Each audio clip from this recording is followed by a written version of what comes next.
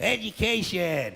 Politicians know that word. They use it on you. Politicians have traditionally hidden behind three things: the flag, the Bible, and children. No child left behind. No child left behind. Oh, really? Well, it wasn't long ago you were talking about giving kids a head start. Head start, left behind. Someone's losing fucking ground here.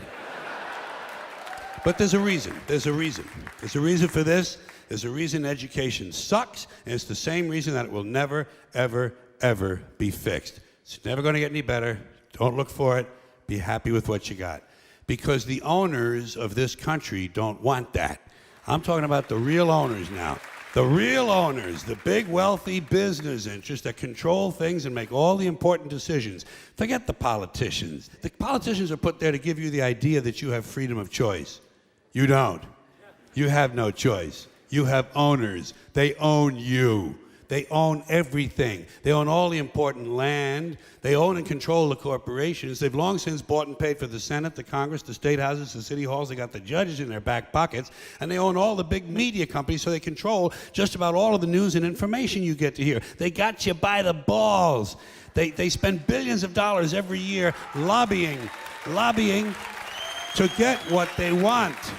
Well, we know what they want. They want more for themselves and less for everybody else. But I'll tell you what they don't want.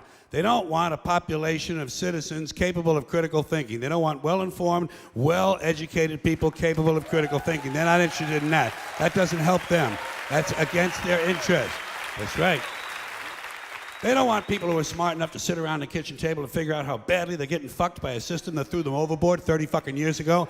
They don't want that. You know what they want? They want obedient workers. Obedient workers. People who are just smart enough to run the machines and do the paperwork, and just dumb enough to passively accept all these increasingly shittier jobs with the lower pay, the longer hours, the reduced benefits, the end of overtime, and the vanishing pension that disappears the minute you go to collect it. And now they're coming for your Social Security money. They want your fucking retirement money. They want it back, so they can give it to their criminal friends on Wall Street. And you know something? They'll get it. They'll get it all from you sooner or later, because they own this fucking place. It's a big club, and you ain't in it.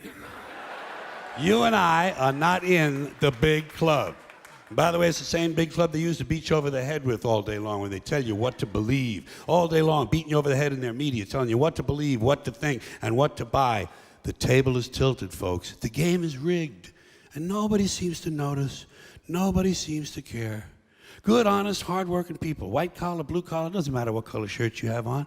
Good, honest, hard-working people continue. These are people of modest means. Continue to elect these rich cocksuckers who don't give a fuck about them. They don't give a fuck about you. They don't give a fuck about you. They don't care about you at all. At all. At all. Yeah. You know? And nobody seems to notice, nobody seems to care. That's what the owners count on, the fact that Americans will probably remain willfully ignorant of the big red, white, and blue dick that's being jammed up their assholes every day. Because the owners of this country know the truth. It's called the American dream, because you have to be asleep to believe it.